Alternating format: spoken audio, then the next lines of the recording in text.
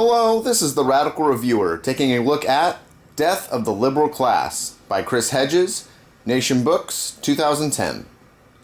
The key idea of this text is that the liberal class has slowly sold out its members and ideals to the corporate class to the point of death. The text argues that yes, the liberal class is beholden to those in power, hostile to radical groups and change in general. However, historically, the liberal class has been instrumental in making incremental reforms possible. And yet, from Carter to Clinton to Obama, the liberal class has failed to fulfill this basic function. We have seen the rhetoric stay the same, and the action has died. Hedges argues that we should leave the liberal class behind and work to reclaim its abandoned ideals. We should engage in radical action, demand new systems and institutions, challenge the corporate elite, and build a better world. Or, short of that, work to survive the destruction of this world that the corporate class and complacent liberal class has brought us. Let's take a look at the text in depth. Chapter 1. Resistance. This chapter explains the function of the liberal class and sets up the text. Hedges starts with an interview of an anti-Fed Marine Corps veteran. Chris Hedges always does an excellent job presenting the arguments of the opposition. The anti-Fed, Tea Party, Marine Corps vet is not portrayed as some out-of-touch, duped, flag-suckling bigot as other compatriots might want to frame him. Rather, Hedges unfolds for us the complex life of a man who grew up in a small town with very few prospects, a man whose father was an alcoholic and mother suffered from breast cancer, a working-class man whose family suffered large bouts of unemployment and poverty. This man sees economic collapse on the horizon. He sees a corrupt and ineffectual federal government. He sees a need for strong and active political resistance. He wants meaningful work, affordable health insurance, and an end to imperialist wars. This man could agree with the radical left, but instead has fallen in with the Tea Party crowd. And if this text was written today, perhaps the alt-right crowd. The anti-Fed Tea Party vet that Hedges interviews may have different philosophies than I do, and yet I am presented with a man who is feeling and seeing a lot of the same pain in the world I am. For example, he states, "We have to take the corporate bailouts and the money we're sending overseas and use that money in our communities. If this does not happen, there will be more anger and eventually violence." I would be interested to hear if this guy voted for Trump, given the bring the factories back and drain the swamp rhetoric of Donald during the election. Hedges explains, "These emotions spring from the failure of the liberal class over the past 3 decades to protect the minimal interests of the working and middle class as corporations dismantled the democratic state, dismantled the manufacturing sector, looted the U.S. Treasury, waged imperial wars that can neither be afforded nor won, and gutted the basic laws that protect the interests of ordinary citizens. Working class people are often right to dislike the liberal class leaders. Clinton gave us NAFTA and welfare reform. Obama gave us the corporate bailouts while ignoring Occupy Wall Street and the foreclosure crisis. It is these facts we have to keep in mind when talking to our right-leaning compatriots." Hedges then gives a very brief history of liberalism in the United States, stating that it started with individualists, founding father type liberalism with Thomas Hobbes, John Locke, Adam Smith, and others. From this individualism, liberalism moved to collective betterment, unions, social programs, women's rights, universal education, public health, and socialism of the late 1800s, early 1900s. This, however, died with the advent of World War I and its corporate and state control.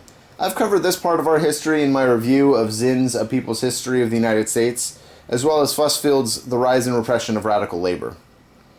Hedges continues this history stating, "By the time Cold War liberalism shifted into a liberal embrace of globalization, imperial expansion, and unfettered capitalism, the ideals that were part of classical liberalism no longer characterized the liberal class." Here now Hedges describes the function of the liberal class, stating, "In a traditional democracy, the liberal class functions as a safety valve. It makes piecemeal and incremental reforms possible. It offers hope and change and proposes gradual steps towards greater equality. It endows the state and the mechanisms of power with virtue.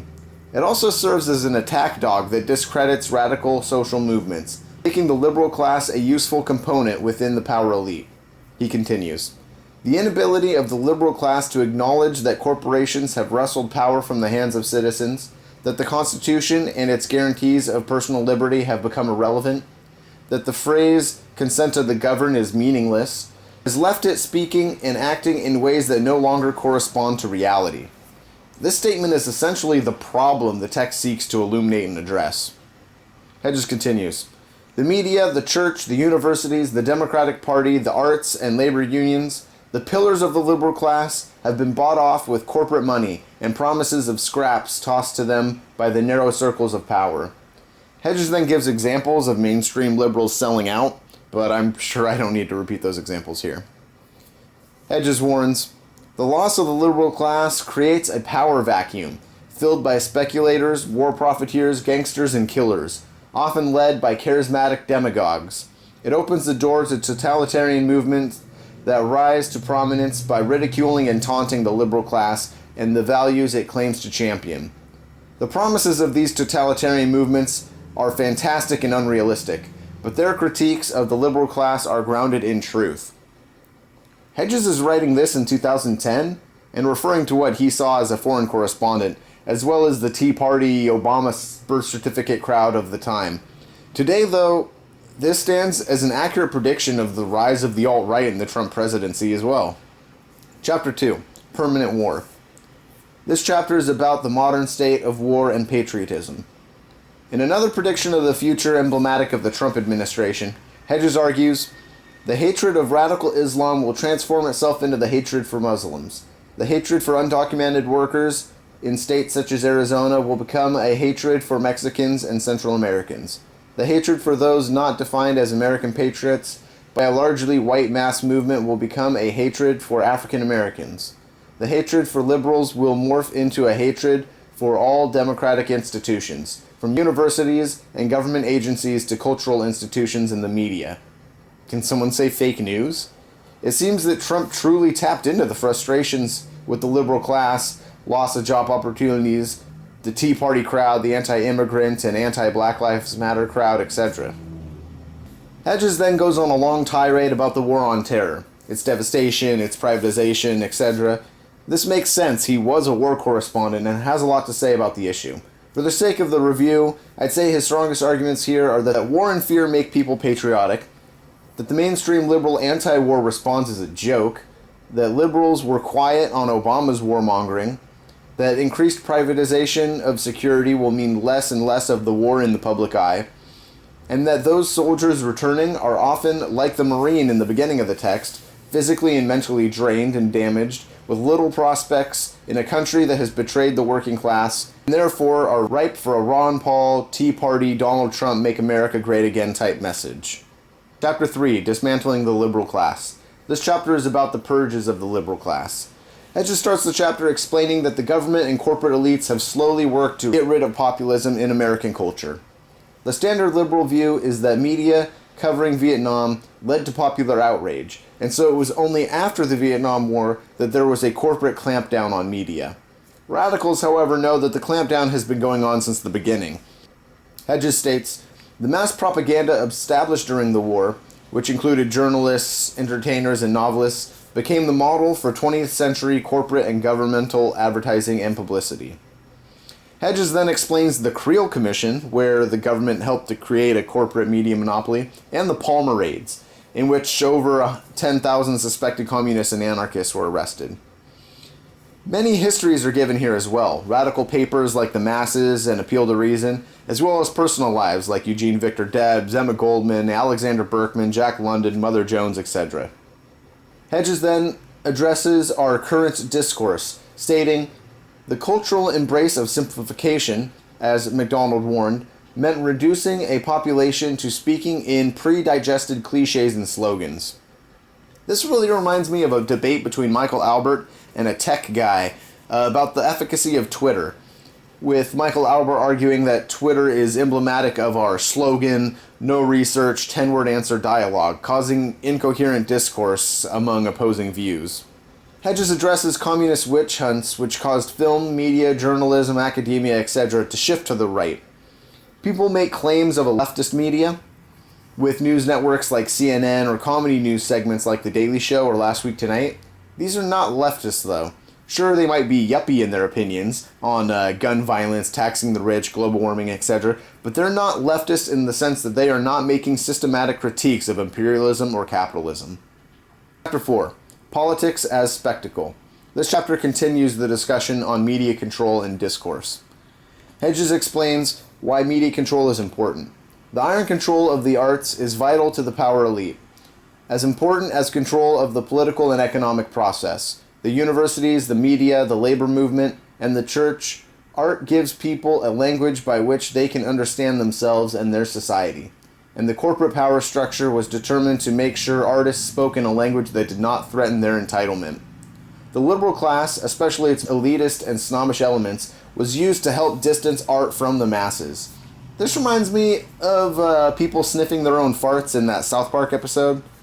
I feel like there's something to say here about Nunberg's talking right, and the concept of how mainstream right-wing media and implicit centrist media like Family Guy, Daily Show, etc. has characterized the left as latte-sipping, unemployed, liberal arts college, tattooed, etc., etc. Perhaps there's some truth in this. It makes me think of the pink pussy hats or the safety pins. Comfortable liberals trading the complex work of real change for little, simple, feel-good lifestyle activism. Hedges talks about academia and news media and explains that impartiality is deemed key. Yet, if you see war as a necessary evil or capitalism as the best possible system, etc., etc., then you're being impartial. But if you question those things, then you have an agenda. Hedges states, the media, like academia, hold up the false ideals of impartiality and objectivity to mask their complicity with power. From here, Hedges talks about his experience as a war correspondent and as a journalist for the New York Times. He talks about both the omission of controversial stories and also the free dinners, gifts, and perks that journalists receive from CEOs, government officials, etc. Hedges concludes the chapter stating, the remnants of the liberal class and the hollow institutions they inhabit flee from those who speak in the strange and unfamiliar tongue of liberty and justice. Chapter 5. Liberal Defectors. This chapter is about the liberal class policing itself. Hedges states, as the state was slowly hijacked by corporations, the process that began after World War I accelerated after World War II and was completed with ruthless efficiency over the past 30 years, the liberal class purged itself the only members who had the fortitude and vision to save it from irrelevance. Hedges then gives several accounts of high-level journalists and reporters who lost their careers reporting the wrong things rather than towing the mainstream line. He states, when dissidents step outside these boundaries, they become pariahs. Specific action can be criticized, but motives, intentions, and the moral probity of the power elite cannot be questioned. Hedges then talks about how snitches in the liberal class were rewarded by the power elite. We have entered a historical vacuum. Again, Hedges refers to this vacuum. The systems built around the old believers have failed, but new alternatives have yet to be articulated. The longer the power elite and the liberal class speak in words that no longer correspond to reality, the more an embittered and betrayed populace loses faith in traditional systems of government and power. This is why people can say that Hillary had no message, or that liberal class types like The Daily Show struggle to talk about Black Lives Matter or Antifa protests in a meaningful way, and yet Trump's drain the swamp rhetoric resonates with people. Hedges explains, the mechanisms of control which usually work to maintain a high level of fear among the populace have produced, despite these admissions of failure, the patriotic citizen. Plagued by job losses, bankrupted by medical bills, foreclosed on his or her home, and worried about possible terrorist attacks, in this historical vacuum, the patriotic citizen clings to the privilege of being a patriot, or perhaps the double privilege of being white and a patriot. And so we have men's rights activists, the alt-right, etc. Going from talking about the liberal class's fictitious posturing and high ideals with lack of action, Hedges argues we need a return to action, a return to the liberal class, helping out homeless shelters, etc. He refers to several people who have historically done just that, such as Father Berrigan, I.F. Stone, Howard Zinn, Ralph Nader, etc. He also refers to how the government and corporate power structures have worked to silence, pacify, and incriminate these activists. Chapter 6. Rebellion. This chapter is about the future. What will it look like and what we should do? Hedges argues that the corporate control and complicit liberal class are leading us towards death.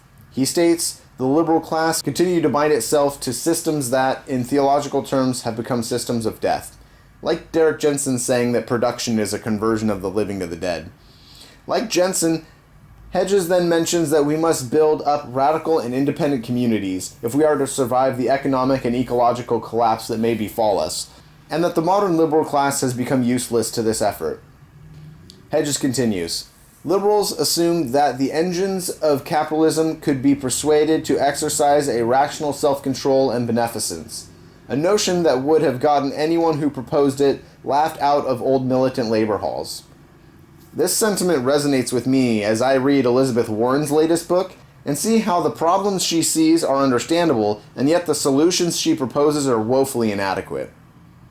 Hedges warns against using violence to achieve these goals. He states, killers rise to the surface of all armed movements, even those that could be defined as just, and contaminate them with the intoxicating and seductive power that comes with the capacity to kill and destroy. Here Hedges talks about violence as a poor tactic. He argues that violence, even against property, can hurt innocent lives, and that violence will encourage a disproportionate reaction by those in power, and also that violence is often used by the criminal class, as he saw happen in Sarajevo. Derek Jensen's Endgame does a great job of debunking these myths against violence. There's also a debate between Derek Jensen and Chris Hedges on the use of violence. However, I feel like Jensen really gives up to Hedges in the debate. Hedges then talks about the ineffective action promoted by the liberal class. He states, we can march on Copenhagen. We can join the International Day of Climate Action and its worldwide climate protests. We can compost in our backyards and hang our laundry out to dry. We can write letters to our elected officials. We can vote for Obama and chant, yes we can. But the corporate power elite is no longer concerned with our aspirations. Appealing to their better nature or seeking to influence the internal levels of power will no longer work. I feel like this is the main message of the book I reviewed previously, How Nonviolence Protects the State. The modern liberal class is very confused and misinformed about Gandhi, Martin Luther King Jr., etc.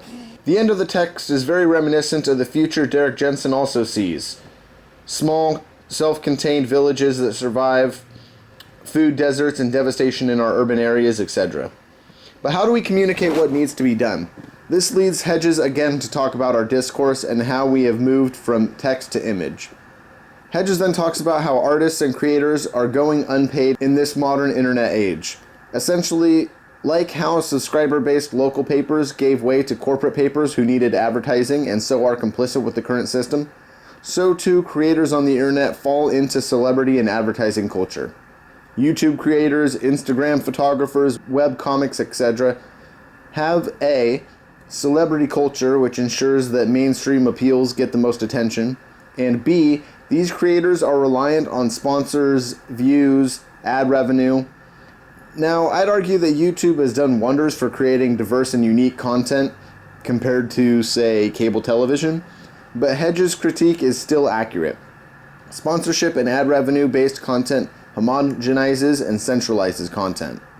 Hedges concludes the text stating, the corporate elite does not argue that the current system is just or good, because it cannot. But it has convinced the majority of citizens that there is no alternative. See Margaret Thatcher's Tina.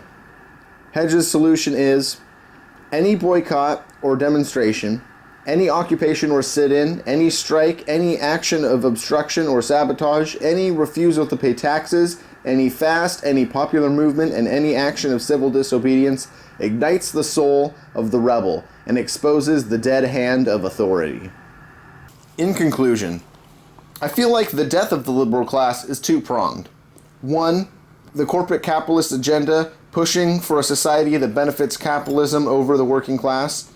And two, the wearing down of the liberal class by purging its radical members and promoting its stool pigeons and snitches. I feel like Hedges puts more stake in number two than is warranted, but these are very important questions. The text was important in 2010, with Obama's liberal class agenda doing nothing for working people and pushing the same mainstream line of benefiting corporations, spreading imperialism, etc.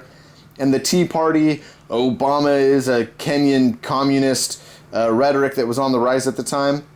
I feel like the text is very important now for anyone trying to understand why the Bernie Sanders Hillary Clinton fiasco played out as it did, or anyone trying to understand the rise of Donald Trump, white nationalists, neo-Nazis, and the alt-right.